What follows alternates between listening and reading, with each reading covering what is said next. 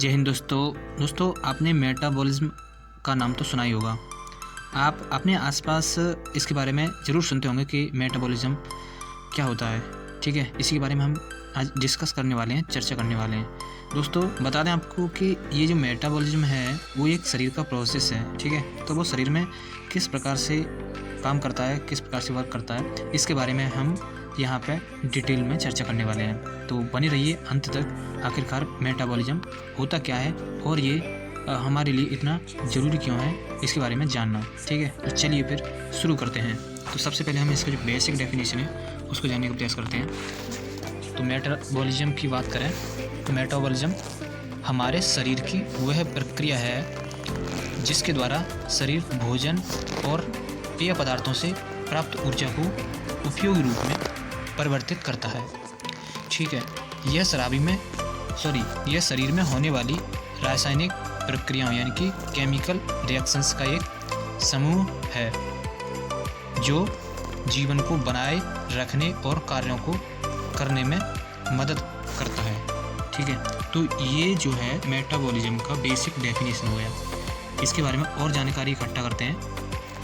अब इसके कुछ कंपोनेंट हैं उसके बारे में हम देखेंगे। तो मेटाबॉलिज्म के कुछ घटक हैं उनके बारे में जो पहला पॉइंट है वो है कैटाबॉलिज्म। इसमें दो चीज़ें होती हैं, एक कैटाबॉलिज्म होता है और एक दूसरा होता है एनाबॉलिज्म। ठीक है, तो दोनों का हम बारी बारी से समझने का प्रयास करेंगे। ठीक है, पहला है कैटाबॉलिज्म। इसमें क्या होता है, यह वह प्रक्रिया है जिसमें शरीर जटिल अणुओं यानी कि कॉम्प्लेक्स मॉलिक्यूल्स को तोड़कर सरल अणुओं यानी कि सिंपल मॉलिक्यूल्स में बदल देता है। इसके माध्यम से ऊर्जा मुक्त होती है जिसे शरीर विभिन्न कार्यों के लिए उपयोग करता है। ठीक है, तो ये हमने जान लिया कैटाबॉलिज्म के बारे में कि कैटाबॉलिज्म क्या होता है और इसका क्या फंक्शन है। चलिए आगे चलते हैं, इसके बारे में थोड़ी और जानकारी दे रखी है। तो अगर हम उदाहरण के तौर पे बात करें तो इसका जो उदाहरण है वो ये है कि भोजन को ग्लूकोज, फैटी एसिड और अमीनो एसिड में तोड़ना। ठीक है, तो ये कैटाबॉलिज्म जो प्रक्रिया है वो भोजन को ग्लूकोज और फैटी एसिड और अमीनो एसिड में तोड़ने की जो प्रोसेस होती है वो हमारी कैटाबॉलिक की प्रोसेस कहलाती है। दूसरी प्रोसेस है हमारी एनाबॉलिज्म, उसके बारे में देख लेते हैं। एनाबॉलिज्म, ठीक है, यह वह प्रक्रिया है जिसमें सरल अणुओं को जोड़कर जटिल अणुओं का निर्माण किया जाता है। यह वह प्रक्रिया है जिसमें ऊर्जा का उपभोग करती है और नई कोशिकाओं, ऊतकों और प्रोटीन का निर्माण करती है। उदाहरण के तौर पर देखें तो प्रोटीन संश्लेषण, डीएनए यानी कि प्रोटीन सिंथेसिस, डीएनए निर्माण। ठीक है, इसमें ये चीज़ें होती हैं, प्रोटीन सिंथेसिस और डीएनए सिंथेसिस, किसमें, एनाबॉलिज्म में। नेक्स्ट हमारा आता है कि हमारा जो मेटाबॉलिज्म है वो कैसे काम करता है। चलिए इसके बारे में भी देख लेते हैं, पढ़ लेते हैं। इसमें पहला पॉइंट है भोजन का पाचन यानी कि डाइजेशन। डाइजेशन में क्या होता है, जब हम भोजन करते हैं तो हमारा पाचन तंत्र भोजन को छोटे छोटे टुकड़ों में या घटकों में तोड़ता है, जैसे कि कार्बोहाइड्रेट को ग्लूकोज, प्रोटीन को अमीनो एसिड और वसा को फैटी एसिड्स में। ठीक है, तो मेटाबॉलिज्म की जो प्रोसेस है वो यहाँ पे हमने देख लिया। ठीक है, दूसरा पॉइंट है वो क्या है उसे भी पढ़ लेते हैं। दूसरा पॉइंट है ऊर्जा का उपयोग यानी कि एनर्जी यूटिलाइजेशन। इसमें क्या होता है, ग्लूकोज और अन्य पोषक तत्व कोशिकाओं में पहुँचते हैं। कोशिका इनका उपयोग एटीपी मतलब क्या होता है, एडिनोसिन ट्राईफॉस्फेट जिसे कि शॉर्ट में एटीपी कहते हैं, नामक ऊर्जा के स्रोत को बनाने के लिए करती है। एटीपी शरीर की सभी गतिविधियों जैसे कि चलना, सोचना और सांस लेना के लिए ऊर्जा प्रदान करता है। ठीक है, अब जो पॉइंट नंबर 3 है मेटाबॉलिज्म का, उसके बारे में और देख लेते हैं।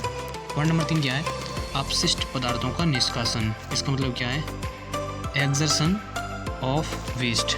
ठीक है, तो मेटाबॉलिज्म के दौरान बने अपशिष्ट पदार्थ जैसे कार्बन डाइऑक्साइड हो गया आपका और यूरिया शरीर से बाहर निकाल दिए जाते हैं। ठीक है, नेक्स्ट इसमें है मेटाबॉलिज्म को प्रभावित करने वाले कारक। ठीक है, तो इसमें कौन कौन से कारक हैं जो कि प्रभावित करते हैं मेटाबॉलिज्म को। तो इसमें जो पहला कारक है वो है उम्र यानी कि एज। उम्र बढ़ने के साथ मेटाबॉलिज्म धीमा हो जाता है। दूसरा पॉइंट है लिंग यानी कि जेंडर। पुरुषों का मेटाबॉलिज्म सामान्यतः महिलाओं की तुलना में तेज होता है। पॉइंट नंबर 3 शारीरिक गतिविधि यानी कि फिजिकल एक्टिविटी। अधिक व्यायाम और गतिविधि से मेटाबॉलिज्म तेज होता है। नेक्स्ट है हार्मोन्स। थायराइड हार्मोन, इंसुलिन और अन्य हार्मोन मेटाबॉलिज्म को नियंत्रित करते हैं। नेक्स्ट है आनुवंशिकी यानी कि जेनेटिक्स। मेटाबॉलिज्म की दर आंशिक रूप से वंशानुगत होती है। ये उसको इफेक्ट करने वाले फैक्टर हैं। ठीक है, चलिए आगे चलते हैं। मेटाबॉलिज्म का जो इम्पोर्टेंस है उसके बारे में जान लेते हैं। मेटाबॉलिज्म का क्या इम्पोर्टेंस है। ठीक है, तो इसमें जो पहला पॉइंट है वो है ऊर्जा उत्पादन यानी कि एनर्जी प्रोडक्शन। इसका मतलब है शरीर को जीवित रहने और कार्य करने के लिए ऊर्जा प्रदान करता है। नेक्स्ट है पोषक तत्वों का उपयोग यानी कि यूटिलाइजेशन ऑफ न्यूट्रिएंट्स। भोजन से प्राप्त पोषक तत्वों का सही उपयोग सुनिश्चित करता है। नेक्स्ट है शरीर के वजन का नियंत्रण यानी कि वेट मैनेजमेंट। इसमें क्या होता है मेटाबॉलिज्म की गति वजन घटाने या बढ़ाने में भूमिका निभाती है। नेक्स्ट है कोशिका निर्माण यानी कि सेल फॉर्मेशन। नई कोशिकाओं और ऊतकों का निर्माण करता है। ये इसका इम्पोर्टेंस हो गया, महत्व हो गया मेटाबॉलिज्म का। चलिए आगे चलते हैं। नेक्स्ट है मेटाबॉलिज्म को तेज कैसे करें। ठीक है, क्योंकि इससे अगर बॉडी के अंदर फ़ायदा हो रहा है तो फिर हमें इसको बॉडी के अंदर बढ़ाने की ज़रूरत है। तो चलिए इसके बारे में जान लेते हैं कि इसको कैसे बढ़ा सकते हैं, कैसे तेज़ कर सकते हैं। तो पहला पॉइंट है वो हमारा नियमित व्यायाम करें। ठीक है, नेक्स्ट पॉइंट है संतुलित आहार लें जिसमें प्रोटीन और फाइबर शामिल हो। नेक्स्ट पॉइंट है हाइड्रेटेड रहें यानी कि पर्याप्त मात्रा में पानी पिएं। नेक्स्ट है नींद पूरी करें। अगला पॉइंट है कैफीन और ग्रीन टी जैसे पेय पदार्थों का सेवन करें। चलिए हमने इनके बारे में जान लिया। अब आगे कुछ पॉइंट और बाकी है। जो लास्ट पॉइंट होने वाला है वो ये है कि मेटाबॉलिज्म शरीर की एक जटिल लेकिन आवश्यक प्रक्रिया है जो जीवन को बनाए रखने और शरीर के सुचारू रूप से काम करने में मदद करती है। ठीक है, तो यहाँ पर हमने मेटाबॉलिज्म से रिलेटेड जितनी भी जानकारी थी, जितने भी फैक्टर थे, उनके बारे में हमने चर्चा करी। ठीक है, फिर भी एक बात मैं अंत में ज़रूर कहना चाहूँगा, यह सब करने से पहले अपने डॉक्टर से सलाह ज़रूर लें। ठीक है, उसी के अनुसार ये सब अप्लाई करें। चलिए जानकारी कैसी लगी, अच्छी लगी तो कमेंट करें, लाइक करें और अपने दोस्तों के साथ शेयर करें। ठीक है, चलिए बहुत बहुत धन्यवाद।